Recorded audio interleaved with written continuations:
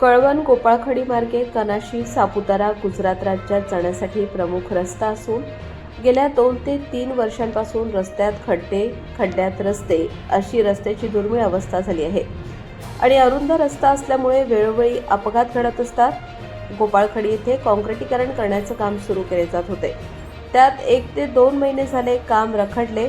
त्यामुळे एक बाजू काँक्रिटीकरण झाली तर दुसरी बाजू काँक्रिटीकरण बाकी असल्यामुळे आणि काँक्रिटीकरण रस्त्याला साईडपट्टी व्यवस्थित टाकलेल्या नसल्यामुळे धुळे येथील स्कॉर्पिओ गाडी क्रमांक MH04 FR 2602 पलटी झाली आहे. यात एक महिला गंभीर जखमी झाली आहे तर बाकी किरकोळ जखमी आहेत.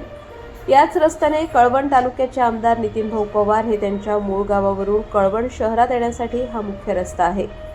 याच रस्त्याने आमदार साहेब येतात तरी हा रस्ता रखडला आहे. हा रस्ता होईल का?